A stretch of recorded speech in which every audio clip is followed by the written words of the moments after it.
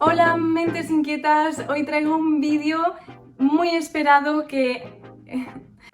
Hola mentes inquietas, hoy traigo un vídeo súper especial porque os voy a enseñar con todo detalle uno de los proyectos del máster que hice de diseño industrial en Suecia, así que si estás interesado en saber qué es lo que se hace en esta disciplina, qué es lo que se hace en este tipo de carreras, ¿no? Diseño industrial, pues quédate porque este vídeo te va a encantar. El proyecto comenzó con un brief, como comienzan todos los proyectos de diseño, ¿no? En este caso el brief consistía en diseñar una batidora, una hand mixer, como dicen allí, que son estas batidoras tipo americanas que se utilizan sobre todo para postres, para realizar postres. La verdad es que yo no tenía nada de experiencia con estas batidoras, nunca había visto una en la realidad, es algo que solo había visto en las películas americanas. No sé en vuestros países si se utilizan o no, pero en España no son tan comunes. Así que de primeras me sentí un poco como, bueno, veamos a ver, porque normalmente me gusta mucho más diseñar objetos o productos de los que yo también soy usuaria, porque el proceso es mucho más sencillo y como que vas tomando decisiones de una forma más segura. Pero bueno, de esa forma pues se convirtió en un reto y el segundo requisito era seleccionar una marca con la que seguir ese estilo de la marca, es decir, tu batidora debía tener un estilo en concreto y debía estar basada en ese estilo. Entonces, eso es lo que se iba a valorar de este proyecto, no tanto la innovación a nivel funcional o otro tipo de factores, sino sobre todo la estética y la adecuación al lenguaje de diseño de esa marca. Así que lo primero que hice fue hacerme una especie de calendario más o menos con las entregas, eso siempre lo hago, y determinar pues en qué semana iba a hacer la investigación, en qué semana iba a estar haciendo sketches e ideando.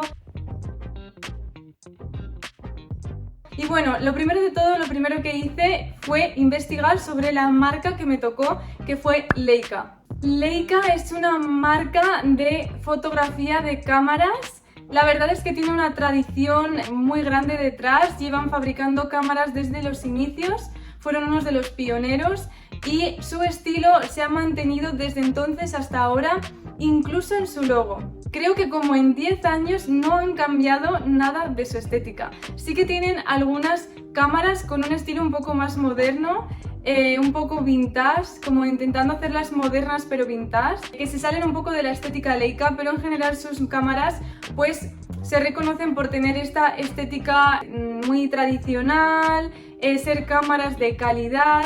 Entonces fui familiarizándome con la marca, fui viendo, haciendo como un estudio de mercado de cuáles eran las cámaras que tenían, qué características tenían, y empecé a analizar cuál es su lenguaje de diseño, la estética que ellos aplican a sus productos. El lenguaje de diseño de Leica es muy claro, en otras marcas quizás no, pero como ellos se han mantenido en el tiempo con el mismo estilo, pues entonces es muy claro y esta parte resultó ser bastante sencilla. En general utilizan volúmenes bastante sencillos, cuadriculados, con algún redondeo, pero no son formas orgánicas en general. Utilizan texturas metalizadas, de metal anodizado, no tan brillantes, sino un poco más mate los metales, combinadas con el color negro mate o la textura de cuero. Este es un rasgo muy característico de las cámaras Leica.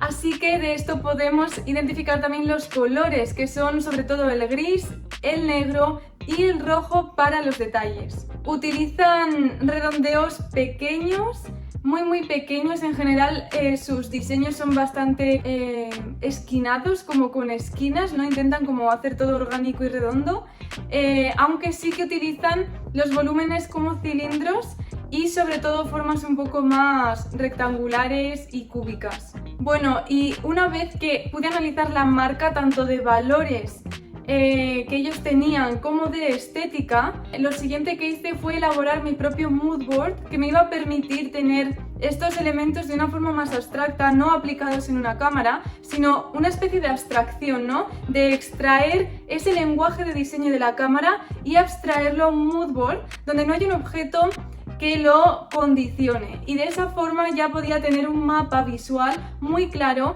de cuáles eran los rasgos aislados para luego yo aplicarlo a mi diseño. También en esa etapa tuve que hacer un análisis de la geometría y la forma en la que a mí me gusta hacerlo para identificar qué líneas, qué geometrías son las que aparecen en sus productos, pues os lo voy a mostrar ahora en pantalla, es colocar algunas fotografías con una transparencia un poco más baja para que estén en tonos suaves y sobre ello empezar a dibujar líneas sobre las propias fotografías para resaltar y rescatar también esas líneas que me parecían más interesantes, y esto me sirve como primer paso para empezar a dibujar y para empezar a introducirme en el sketching, porque la verdad es que es un truco que os quiero recomendar, porque de esta forma no es como que te tienes que enfrentar en la hoja en blanco, sino que ya empiezas a dibujar cosas muy sencillas como simplemente trazos, curvas que te pueden inspirar y que tú los estás sacando directamente de la marca a la que te quieres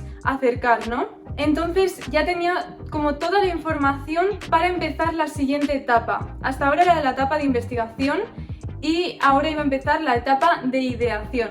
Así que lo que hice fue empezar a hacer sketching, empezar a hacer pequeños dibujos de vistas laterales, porque suele ser más fácil empezar a idear cuando se idea sobre dos dimensiones y no sobre ya una perspectiva potente, sino con pequeños dibujos en los que intenté hacer toda variedad de batidoras que se me pasaban por la cabeza, porque de esta forma es como que dejo fluir mis ideas y no me estoy poniendo como limitaciones ni presión respecto a cómo tienen que verse, sino simplemente como tener un montón de opciones y luego ir viendo cómo podía adaptarlas para integrar el estilo, y eso lo fui haciendo un poco después. Entonces, en el dibujo que estaréis viendo en pantalla podréis ver cómo paso de batidoras que no tienen personalidad a batidoras con un poco más de la personalidad de Leica. Otros métodos que usé en la etapa de investigación para hacerla un poco más completa fueron, por ejemplo, el método persona, que consiste en hacer una ficha. Sobre este método seguramente hable en específico en un vídeo y te enseñe cómo hacerlo, os lo dejo por aquí. Pero bueno, resumiendo, es un método muy sencillo que consiste en hacer como una ficha técnica de lo que sería el usuario o los usuarios de una batidora Leica. En mi caso, por ejemplo, yo investigué que las cámaras Leica no son compradas por cualquier persona, no tienen un precio asequible, sino que las compran pues profesionales de la fotografía que ya tienen como una trayectoria detrás y pueden invertir ese dinero. Y por otro lado, aficionados de la fotografía que son amantes de la fotografía y que les gustaría pues tener una cámara Leica un poco como coleccionistas, ¿no? Entonces, un poco tenía estos dos perfiles que los intenté traducir y extrapolar a lo que sería una batidora. Otro método que me gusta utilizar es hacer un storyboard. Como os he dicho, no estaba tan familiarizada con cómo se usan estas batidoras, así que gracias a la universidad nos envió una batidora a cada uno para que la tuviéramos de ejemplo, la pudiéramos utilizar, ver en persona todas las partes, incluso la desmontamos. Así que una vez que la utilicé y tal, lo que hice fue un storyboard que también, si queréis un vídeo lo puedo hacer, o si ya está en el canal te lo dejo por aquí. Y el storyboard es otra herramienta que te permite analizar un objeto, analizar el uso y ver un poco dónde hay dificultades para el usuario, encontrar problemas, etcétera, si realmente es ergonómico y ese tipo de cosas. Entonces lo que se hace es como un pequeño dibujo de cada uno de los pasos que hay que seguir. Así que una vez tuve toda esta información ya pude pasar a la siguiente etapa, que es la etapa creativa, la de ideación. Pero como veis no tiene color, no tiene nada que ver empezar a idear desde cero, desde el principio sin haber investigado. Es muy difícil, no es nada recomendable, o empezar a idear una vez que se ha investigado. Así que bueno, una vez que hice unos cuantos sketches, como no tenía tanto tiempo, siempre en estos proyectos hay que ser muy eficiente, hay que ir tomando decisiones, pues llega un momento en el que ya tienes que decantarte por 2 o 3 conceptos que quieras desarrollar y luego ya seleccionar uno, o así es como yo siempre lo he planteado. Entonces lo que hice fue seleccionar 3 que creía que encajaban más en la marca Leica y que fueran diferentes entre ellos, para tener 3 opciones que fueran igual de potentes y no como 3 muy similares que al final puede llegar a ser el mismo concepto, ¿no? Bueno, me pegué horas y horas para hacer estos sketches, vamos, un montón de horas, no sé, un día entero, porque tenía que añadirles un montón de detalles. Yo no me manejo tan bien con los rotuladores, con los markers, y encima prácticamente todos mis rotuladores estaban medio gastados, así que realmente no tuvieron la mayor calidad que podían haber tenido, pero bueno, yo tenía que salir del paso porque no estaba como para irme a otra ciudad a comprarme o pedirlos por internet, no había tiempo. Y bueno, una vez que ya tenía los sketches, tuve una presentación intermedia con mis profesores para mostrarles todo el trabajo que había hecho hasta entonces, y ellos me sugirieron que escogiera uno de ellos haciéndole ciertas modificaciones para que fuera un poco más ergonómico, como por ejemplo el mango. Y bueno, ahora ya llegaba la segunda parte del proyecto, que además coincidió con el tema del COVID y tuve que hacerlo todo, bueno, fue una locura, pero bueno, al final lo saqué adelante, por eso os lo estoy enseñando. Y esta parte consistía en un poco aplicar la ingeniería inversa. ¿Qué es esto? También tendré un vídeo sobre ello y si no, te lo dejo por aquí. Pero en definitiva la ingeniería inversa consiste en fijarte en cómo están los mecanismos en un producto ya existente y basarte en ello para crear tu propio diseño. Entonces, como en este caso no se trataba de innovar a nivel funcional, y aplicamos la ingeniería inversa, y con la batidora que teníamos en casa, la que nos facilitaron, pues lo que hice fue desmontarla, ver todos los mecanismos, deducir cómo funcionaba, y esto me permitió conocer cuáles eran las dimensiones mínimas obligatorias que debía tener el producto para contener los componentes en el interior, y también pues poder diseñar en base a ello. Y es que no está de más decir esta misma frase que se oye muchísimo, que es la forma sigue a la función, ¿no? Al final, muchas veces el diseño se ve condicionado por la función y por lo técnico. Y en este caso fue así. Entonces, como también uno de los requisitos era hacer un modelado en 3D, pues eso me permitió hacerlo de una forma muy realista. Por un lado, modelé todo el interior y lo hice con el programa SolidWorks. Te dejo por aquí algunos tutoriales sobre SolidWorks. Y luego también hice la parte exterior, la carcasa, la hice por diseño de superficies en el programa Alias. Y básicamente con eso, que me duró semanas y semanas y un montón de quebraderos de cabeza, porque os aseguro que la parte de modelado es la parte que más quebraderos de cabeza da. Y porque es que te atascas en un problema, en un error que te da el programa y parece que no vas a poder salir de ahí, no vas a poder continuar el trabajo. Solo la parte de superficies creo que la tuve que modelar desde cero como unas 5 veces, y eso lleva un montón de horas, y era porque me encontraba con un problema que venía arrastrando desde el inicio, y entonces lo mejor era volver a empezar desde cero. Y bueno, fue una locura. Al final más o menos conseguí sacarlo adelante. Y es que era muy importante el modelado 3D porque después teníamos que hacer la maqueta real física, y para ello íbamos a utilizar las impresoras 3D. Así que era importante que no hubiera ningún error y que todo estuviera como muy bien diseñado a ordenador para que luego no diera problemas con el 3D. Aquí es donde ya tuve que apretar y ser lo más eficiente posible. Así que mientras modelaba y mientras hacía los renders para la presentación, al mismo tiempo me puse a hacer la maqueta. La maqueta la imprimí en una impresora 3D. El programa que utilizamos es MakerBot para pasar el diseño a la impresora. Y bueno, la verdad es que también hubo un montón de quebraderos de cabeza porque en un principio imprimíamos simplemente la pieza, y como era tan gruesa se recalentaba y las esquinas se doblaban hacia arriba, de forma que las dos piezas que tenían que encajar así no encajaban. Y era muy importante que estuviera impreso por piezas, porque de esa forma luego la maqueta es mucho más realista, porque luego la maqueta va a llevar esas zonas de unión, en inglés le llaman split lines, esas líneas de encaje de las distintas piezas, y entonces va a quedar mucho más realista, porque es como si realmente se hubiera fabricado y ensamblado, y no es un producto tal cual hecho en diseño 3D sin ningún tipo de juntura, ¿vale?